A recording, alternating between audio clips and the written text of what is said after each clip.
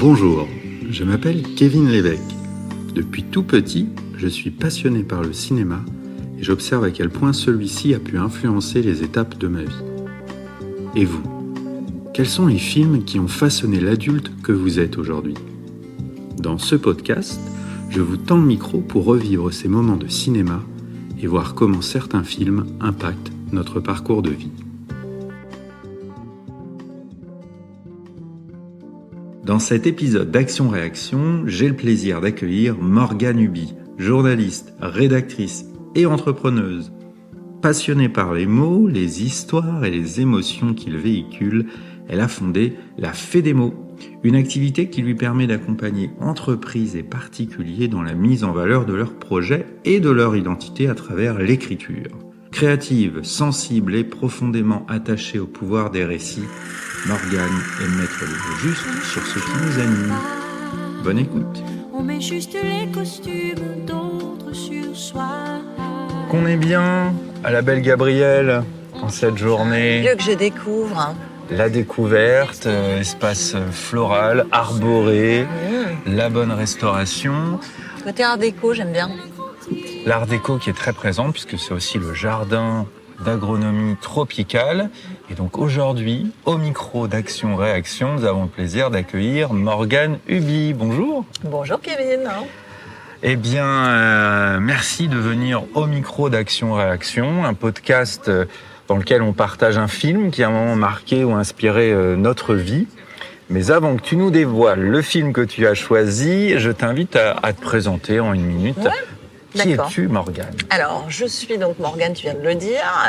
Eh bien, écoute, je suis vincénoise depuis 2007 maintenant et je suis journaliste. Je suis freelance, donc tu vois, je travaille pour différents clients. Il va y avoir de la presse locale, de la presse business. Je travaille pour du tourisme d'affaires. Par exemple, tu vois, tout à l'heure, quand je vais te quitter, j'aurai rendez-vous avec Saint-Barth pour un hôtel de luxe. Et j'aime bien, comme ça, je varie les plaisirs. Et à côté de ça, je vais beaucoup au cinéma. C'est pour ça, sans doute, que tu m'interroges aujourd'hui. Passionnée de cinéma, passion. Voilà. Tu fais même des portraits de comédiens, comédiennes, quand tu peux, dans un magazine de presse, où justement on découvre des comédiens, comédiennes qui sont qui habitent la ville, c'est ça ? Oui, qui habitent la ville. Et puis même, ça m'arrive aussi de travailler pour d'autres magazines, où là aussi, c'est pareil, comme on sait mes appétences pour la culture et le cinéma, j'ai eu l'occasion d'interviewer des acteurs, des comédiens, soit pour le théâtre, le cinéma. Donc n'hésitez pas, si vous êtes comédien et comédienne à Vincennes et que vous tournez le prochain Spielberg, vous nous dites. Voilà, et on prend rendez-vous. Ouais, c'est clair. Alors, le choix de ton film, il s'agit de Mommy de Xavier Dolan. C'est Mommy, un film qui est sorti en 2014, récompensé à Cannes par le prix du jury. Et donc, dans ce film, qu'est-ce qui fait que tu as choisi ce film, avant qu'on en dise un peu plus ? C'est un film, si tu veux, qui m'a ébranlée, en fait, mais à différents niveaux. Alors, je pense que c'était peut-être lié aussi au moment où je le voyais, je sais pas, 2014, donc moi je suis née donc ça fait, il y a 12 ans de ça, donc j'avais pas tout à fait 40 ans.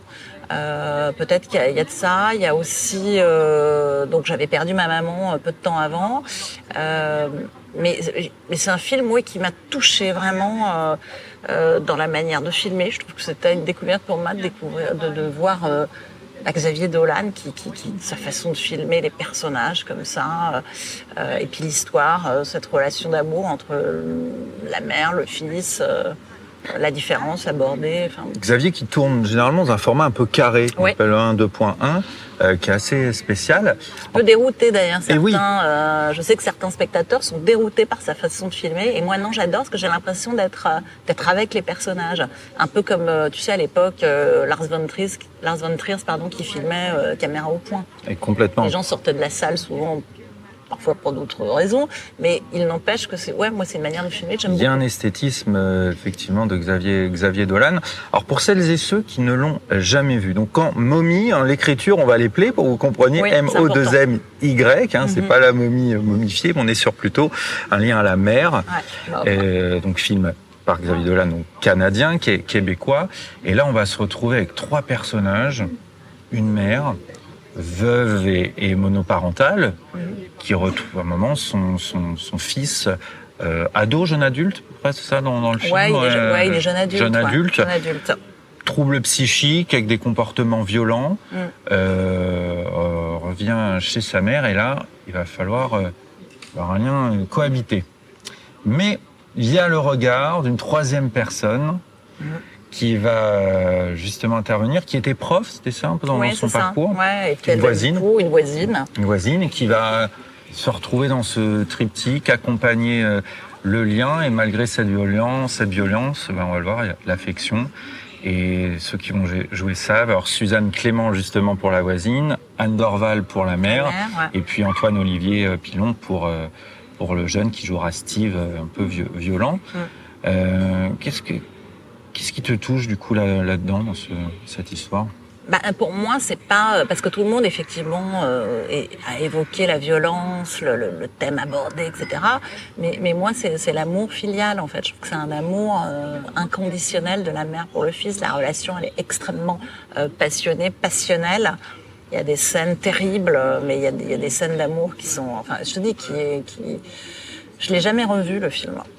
Je pense qu'après l'entretien, je vais peut-être le revoir, mais c'est un film j'ai pleuré en tant que mère, parce que moi, ça m'a touchée en tant que maman. C'est cet amour inconditionnel qu'elle a pour son fils, au-delà de sa violence, et puis le fait que, quand bien même le système lui dit, mais ton fils, il est hors du système, il a besoin d'être quelque part enfermé dans des cases, enfermé dans une structure, elle se refuse à ça. Quand tu le vois pour la première fois, tu es déjà maman ? Oui. Du coup, ton fils a quel âge à ce moment-là ? 2009, il a 5 ans. Il a 5 ans. Ouais. Pas de comportement violent ? Non, pas de comportement violent, mais une hypersensibilité qui fait qu'à l'époque, on s'est posé la question de savoir, justement, on lui a fait faire des tests, machin. Il se trouve que mon 2e fils est également comme ça. Il semblerait que ça vienne de moi. De toute façon, tout vient de la mère. Je vais pas te dire. L'hypersensibilité. Voilà. Et donc du coup, c'est un film coup de poing. Et en même temps, parce qu'il y a un message dans le film. Puis après, si tu connais l'histoire de Xavier Dolan, c'est quelqu'un qui est TDAH.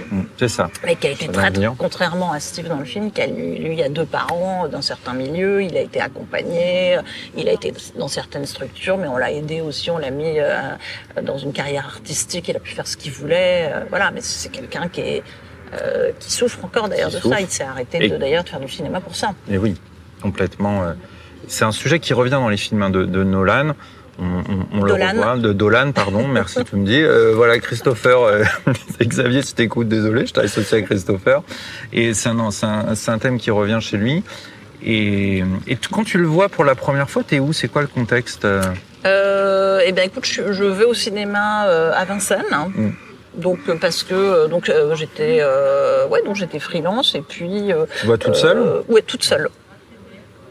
J'y suis allée vraiment toute seule, donc j'avais vu qu'il avait été Grand Prix du jury et je te dis, je m'étais déjà intéressée à la figure de Dolan, donc il y avait aussi le côté jeune réalisateur, prolixe, donc et quand je l'avais entendu parler à Cannes, son discours était flamboyant, enfin il était hyper ému, voilà, donc j'y vais toute seule vraiment au Vincennes et je m'attendais pas à me prendre cette claque dans la figure, quoi. Sorti de là. Il a 25 ans, si je ne dis pas. À ce moment-là, Xavier Dolan a 25 ans, moins. Je pense. Moins. Beaucoup moins, il a 19, je crois. 19 ans, il est si jeune. Il est très jeune. Hyper jeune, mais d'une maturité. Et tu dis que tu as pris une claque. C'est quoi l'émotion qui te vient en te resituant J'ai pleuré et après j'ai été comme scotchée sur mon fauteuil. Tu vois, je me souviens de ça. J'ai pas pu me lever, tu vois, tout de suite. J'étais complètement habitée par le film. Et puis par la fin du film, on va pas spoiler, mais voilà, c'était un parti pris du réalisateur, mais j'ai été profondément touchée et en même temps, je suis sortie de ce film avec de l'espoir. Pourquoi ? Parce que à l'époque, on commençait à me dire, il est un peu différent, ton fils, mais sous-entendu, la différence, ça gêne, machin. Et ce film est là-dessus, et justement Il y a une association. Il y a une association, et sur la différence, sur les sentiments, et voilà, et finalement, je me dis, je suis comme cette mère, peu importe comment il va évoluer. Mon fils, il est peut-être différent, il réagit peut-être pas comme les autres, mais c'est un amour inconditionnel. Il faudra pas qu'on y touche, quoi. Et tant mieux si c'est sa différence. Et puis, je me suis dit, j'espère vivre aussi une complicité comme ça avec mon fils aussi, parce qu'il y a une vraie complicité. Il y a cette scène dans la cuisine entre la mère et le fils. Elle est en train de ranger les courses, et allez, arrête, et il met Céline Dion à fond, parce qu'il faut pas oublier que Xavier Dolan, c'est ça aussi qui est génial dans ses films, c'est les bandes son. Ouais. Et il danse sur Céline Dion, et c'est... Il faut aussi situer dans le contexte qu'il y a une loi qui sort, le film parle de ça à ce moment-là aussi au Canada, justement qu'à un moment donné, on peut placer son enfant, le confier en gros à une cellule pour psychologique et qu'il ne soit plus sous justement le placement d'un des parents. Donc la loi passe et on peut déléguer en fait l'éducation, on peut déléguer l'enfant qui soit pris en charge. Mais le film aborde ça, et c'est un message de Xavier Dolan, quelque part. C'est de dire que ces institutions, c'est pas forcément ce qu'il y a de mieux pour ces enfants-là, en fait. Et que l'amour des parents, même si c'est dur... Je pense que lui, sa solution, elle se situe à mi-chemin entre les deux. C'est-à-dire qu'il faut garder l'amour des parents. Les parents, c'est quand même, ils sont là pour ça. Sauf si les parents eux-mêmes sont violents ou souffrent de troubles. Toi, ton rapport avec tes parents, t'étais dans ça aussi? Est-ce qu'il y avait une forme par rapport à l'hypersensibilité? Toi aussi, quel rapport tu avais? Alors moi, j'avais un rapport fusionnel avec ma maman, et que maintenant, j'ai déporté donc du coup sur mon papa. Alors, par exemple, on s'appelle tous les jours. C'est en mouvement. Les relations parents, c'est... C'est ça. Et par contre, ado, j'étais vachement en conflit avec mon père, normal. Mais voilà. Mais avec ma mère, très fusionnelle, très fusionnelle. Et quand j'ai vu Mommy, forcément, j'ai pensé à elle. Et voilà, On parle d'hypersensibilité. Quelle valeur pour toi porte ce film, des séquences de films qui te touchent? Il y avait des valeurs que le film... c'est justement le respect de l'autre, l'écoute de la différence, l'écoute de soi. Côté la créativité, laisser s'exprimer sa créativité, la liberté. Et quand je dis la liberté, je pense aussi à une autre scène du film et à une autre musique du film. Et à chaque fois que j'écoute cette musique-là, je pense à ça, où il est en vélo, le Steve en question. Et là, il a les mains au vent, les bras écartés, et sur une musique d'Oasis, Wonderwall. Et c'est fabuleux, cette scène, elle veut tout dire. Elle dit, je suis là, je suis libre, je suis moi, j'existe. Même si, voilà. Et lui-même, oui. Et à ce moment-là, tu te dis, il n'est pas que violent. Il n'est pas que violent. Comment trouver sa liberté, sa place? C'est ça. Sans être violent, en fait. La recherche, qu'est-ce qui fait qu'il l'amène là-dedans?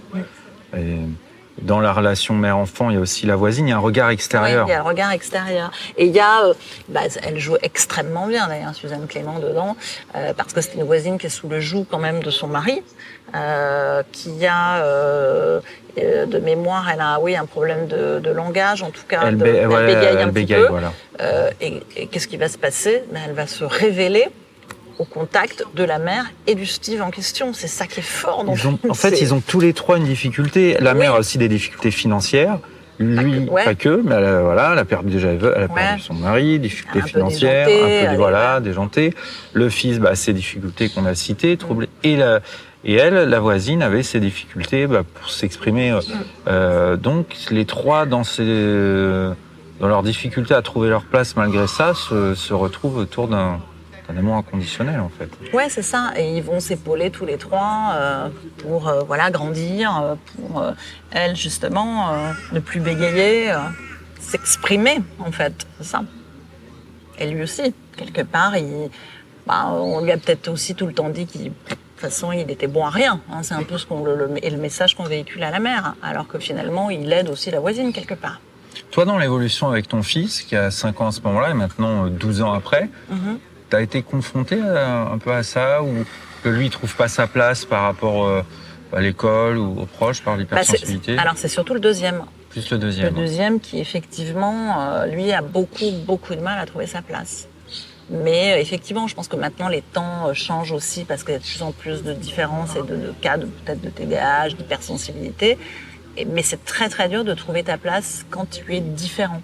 Qu'est-ce que tu ressens, toi, par rapport à ça? Moi, j'ai beaucoup subi le regard des autres, en fait. Et après, tu travailles sur toi, avec des aides à côté. Il dit quoi, ce regard? Il dit, ton fils est différent. Et puis, il dit de toi, j'aimerais tellement qu'il soit comme les autres, qu'il s'intègre comme les autres. Et c'est là où les autres te disent, enfin, les autres, un thérapeute ou autre, on va te dire, mais non, c'est une force qu'il soit différent.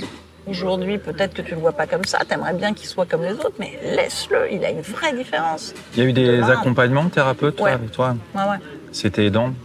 Ah oui, ça l'est toujours. Et là, on m'a dit, mais laisse-le s'exprimer, il est hyper créatif, il aime la nature, il est tout le temps en train de créer des choses. On m'a dit, voilà, c'est pas grave. Donc c'est pour ça qu'il est légèrement, on va dire, pas à contre-emploi, mais si tu veux, les autres camarades, je juge pas, mais sont maintenant beaucoup sur les jeux vidéo à 9 ans.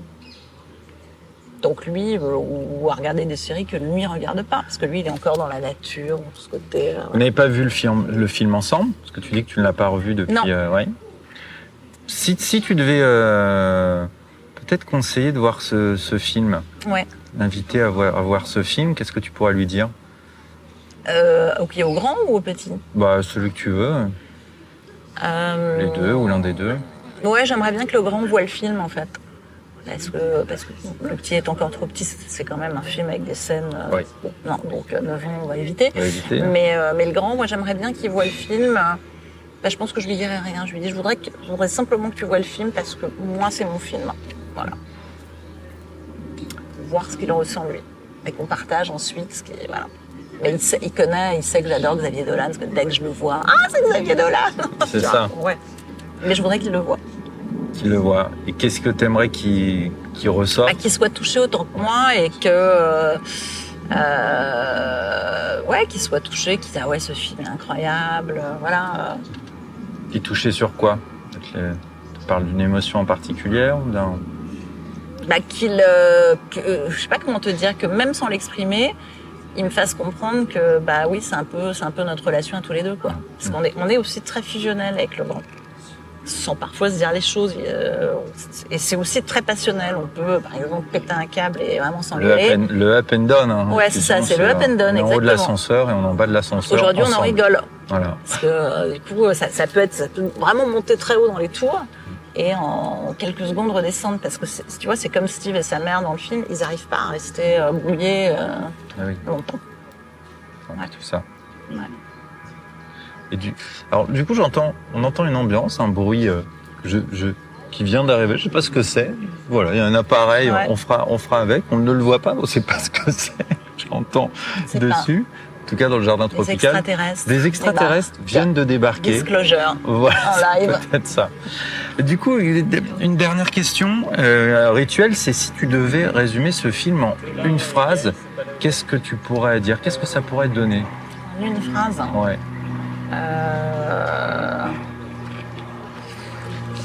Eh bien, la quête, c'est un film sur la quête de soi, finalement. La quête de soi et vivre la différence, ouais, je crois. Vive la différence. Vivre aussi d'ailleurs la différence. Et voilà, dans les deux sens. Et bien voilà, si vous n'avez pas vu Momie, allez le voir, cherchez, voilà, Momie de Xavier Dolan de 2014. Et pour l'histoire, et pour les acteurs, et pour la façon de filmer, pour ces jeux de lumière, il est vraiment très bon sur la lumière, l'éclairage, c'est hyper important.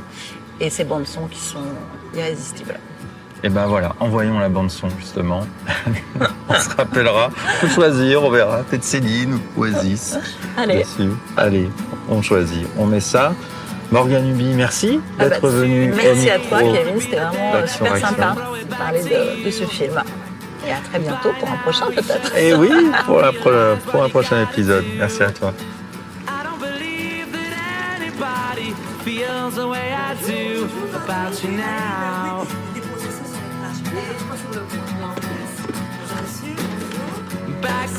the word is on the street that the fire in your heart is out. I'm sure you've heard it all before, but you never really had a doubt. I don't believe that anybody feels the way I do about you now.